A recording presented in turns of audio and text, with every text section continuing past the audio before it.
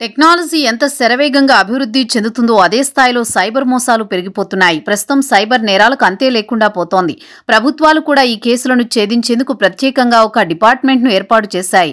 ఇక తరచూ ప్రతి ఒక్కరికి ఫోన్ కాల్లో మాయమాటలతో ఇరికించి మన నుంచి బ్యాంకు సమాచారం లేదా వ్యక్తిగత సమాచారం తీసుకోవడానికి ప్రయత్నిస్తుంటారు. మీకు ఫలానా లాటరీ తగిలిందనో లేదా మీకు పెద్ద మొత్తంలో రుణం మంజూరైందనో మెసేజ్లు వస్తూ ఉంటాయి. దాదాపు ప్రతి ఒక్కరి ఫోన్లకు ఇలాంటి మెసేజ్లు వచ్చే ఉంటాయి. అయితే ఇవన్నీ మన దేశంలోని ఉత్తరాది రాష్ట్రాల నుంచి ఎక్కువగా వస్తూ ఉంటాయి. అయితే వీరికి వెనుక అతిపెద్ద గ్యాంగ్లు ఉండి అమాయకులను వలవేసి వారి నుంచి బలవంతంగా ఈ దందాను చేస్తూ ఉంటారు. ఇక తాజాగా మన దేశంలో యువకులను చైనీస్ క్రిమినల్స్ ఆన్లైన్లో ప్రకటనలు ఇచ్చి తమకు సేల్స్ ఎగ్జిక్యూటివ్స్ కావాలి, మంచి జీతభత్యాలు ఇస్తామని రంగుల కలలో దించి వారిని రిక్రూట్ చేసుకున్న తర్వాత వారిని సైబర్ నేర ప్రపంచంలో బలవంతంగా దించుతున్నారు. ఆ ఒక్కసారి ఆ గ్యాంగ్ చేతిలో చిక్కితే ఇక బయటికి రావడం అసంభవం. ఇటీవల భారత ప్రభుత్వం థాయిలాండ్, మయన్మార్ ప్రభుత్వంతో కలిసి కొంతమంది భారతీయ యువకులను వారి చెర నుంచి విడిపించింది. ఇక అసలు విషయానికి వస్తే ఇండియాకు చెందిన వేలాది మంది యువకులను థాయిలాండ్ లేదా కాంబోడియాలో నుంచి మంచి ఉద్యోగం ఇస్తామని మభ్యపెట్టి వారిని డిజిటల్ బానిసలుగా తయారు చేస్తున్నారు. వారితో వెట్టి చాకిరీ చేయిస్తున్నారు. వారితో సైబర్ మోసాలు చేయిస్తున్నారు చైనీస్ క్రిమినల్ గ్యాంగులు.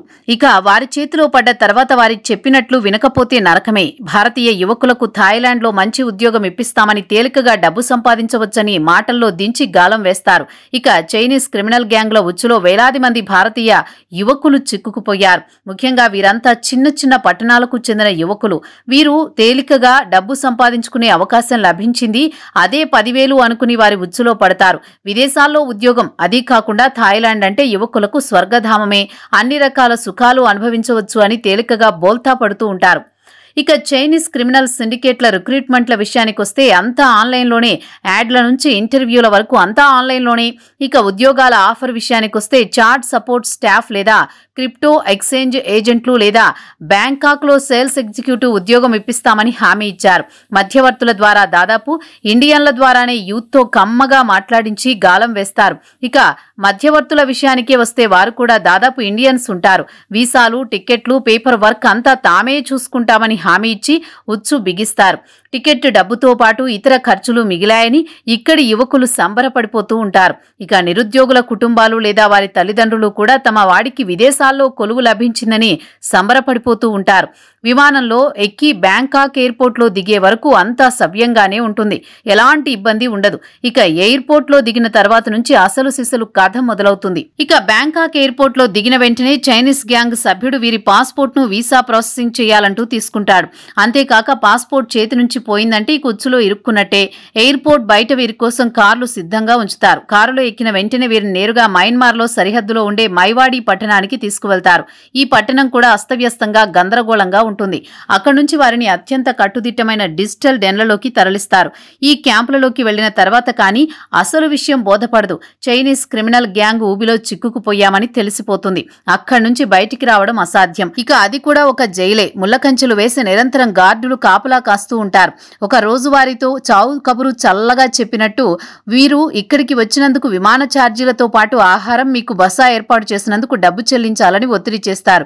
ఎలాగో చెల్లించలేరని తెలిసిన తర్వాత వారిని బలవంతంగా ప్రపంచవ్యాప్తంగా ఆన్లైన్లో స్కామ్లు ఎలా చేయాలో శిక్షణ ఇస్తారు. ఇక ఈ స్కామ్ల శిక్షణ విషయానికి వస్తే వారిని మధ్యవర్తులుగా లేదా బ్రోకర్లుగా, ప్రేమికులుగా లేదా క్రిప్టో సలహాదారులుగా ఎలా వ్యవహరించాలో శిక్షణ ఇచ్చిన తర్వాత వారిని రంగంలోకి దించుతారు. మోసం చేయాలనుకున్న వ్యక్తిని ఫేక్ ప్లాట్ఫామ్ ద్వారా పూర్తిగా నమ్మకం కలిగించే వరకు వారిని ఉచ్చులోకి లాగి వారి సేవింగ్స్ అకౌంట్లో ఉండే డబ్బు కాజేసే వరకు వారిని వదలరు. ఇక ఒక్కొక్కరికి ఒక్కో రకం కోటా ఇస్తారు. అంత డబ్బు వీరు మోసం చేసి క్రిమినల్ సిండికేట్కు అప్పగించాలి. లేదంటే శిక్షలు మాత్రం ఘోరంగా ఉంటాయి. పిడిగుద్దులు గుద్దడం, ఎలక్ట్రానిక్ రాడ్లతో షాక్లు ఇవ్వడం, తిండి పెట్టకుండా ఆకలితో మలమలా మార్చడం లాంటివి చేస్తూ ఉంటారు. ఇక యువకులు ఇచ్చిన టార్గెట్ పూర్తి చేయలేదంటే వారికి చిత్రహింసలకు గురి చేస్తారు. అపస్మారక స్థితిలో పడిపోయే వరకు కొడతారు. ఇక యువతుల విషయానికొస్తే మరీ దారుణం. ఇచ్చిన టార్గెట్ పూర్తి చేయలేదంటే వారి వేధింపులు వర్ణనాతీతం. లైంగిక దాడులకు తెగబడతారు. ఒకవేళ తప్పించుకు పారిపోవాలని చూస్తే వారిని తిరిగి పట్టుకువచ్చి అత్యంత క్రూరంగా నరకం చూపిస్తారు. సంతలో పశువులను అమ్మినట్లు ఈ క్రిమినల్ సిండికేట్లు యువతులను అమ్మేస్తారు. ఒక్కోసారి ఇండియాలో ఉండే వారి కుటుంబ సభ్యులకు ఫోన్ చేసి మీ పిల్లలు తమ చెరలో ఉన్నారు, వారిని విడుదల చేయాలంటే భారీ మొత్తంలో చెల్లిస్తేనే విడుదల చేస్తామని బెదిరిస్తారు. వారి చెర నుంచి ఇటీవల బయటపడిన వారు చైనీస్ క్రైమ్ సిండికేట్ చేతిలో పడ్డ నరకాన్ని వివరించారు. వారి చేతిలో చిక్కుకుని చేయని మోసాలు లేవు. ఎదురు తిరిగితే దారుణంగా కొట్టేవారు. తమ స్వేచ్ఛ, భద్రత, తమ పరువు అంతా పోయిందని వారు వాపోతున్నారు. ఇక చైనీస్ క్రిమినల్ సిండికేట్ల మూలాలు మకావులో ఉన్నాయి. ఇక్కడ ఈ సిండికేట్లు గ్యాంబ్లింగ్ డెన్లను నిర్వహిస్తూ ఉంటారు. ఇటీవల కాలంలో ఈ గ్యాంబ్లింగ్ డెన్లపై బీజింగ్ పోలీసులు ఉక్కుపాదం మోపడంతో తమ అడ్డాను క్రమంగా మయన్మార్కు మార్చుకుంది.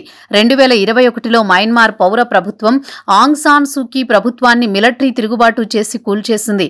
అటు తర్వాత మిలిటరీలోని అవినీతి అధికారులు స్థానికంగా ఉండే క్రిమినల్స్ వీలైనంత త్వరగా డబ్బు సంపాదించుకునే యావలో పడి చైనీస్ క్రిమినల్ గ్యాంగ్లను తమ భూభాగంలో అక్రమ దందాలను చేసుకోవడానికి అనుమతించింది. తమకు వచ్చిన లాభాల్లో మిలిటరీ అధికారులకు స్థానిక క్రిమినల్స్ పంచుతున్నారు. ఇక ప్రస్తుతం మయన్మార్ విషయానికి వస్తే క్రిప్టో కరెన్సీ మోసాలకు గ్లోబల్ మెసేజింగ్ ప్లాట్ఫామ్ అయింది. మిలిటరీ అధికారులు పూర్తిగా అవినీతిలో కూరుకుపోయినందుకు ఇక్కడ మానవ అక్రమ రవాణాకు అడ్డాగా మారిపోయింది. ఇక ప్రపంచవ్యాప్తంగా ఇలా సైబర్ మోసాలకు గురై పోగొట్టుకున్న సొమ్ము చూస్తే ఎవరికైనా కళ్లు బైర్లు కమ్మాల్సిందే.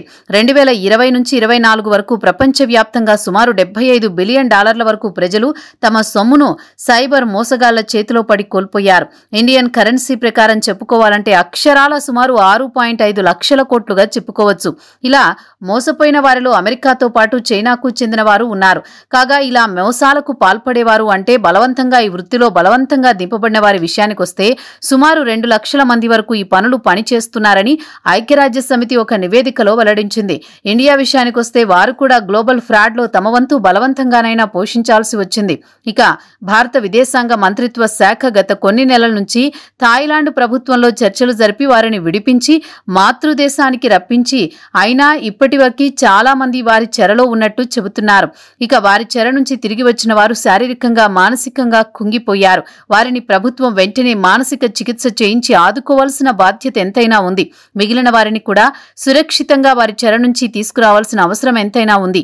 ఇక చైనీస్ మోసగాళ్ల నుంచి మిగిలిన వారు జాగ్రత్తగా ఉండాల్సిన అవసరం ఎంతైనా ఉంది.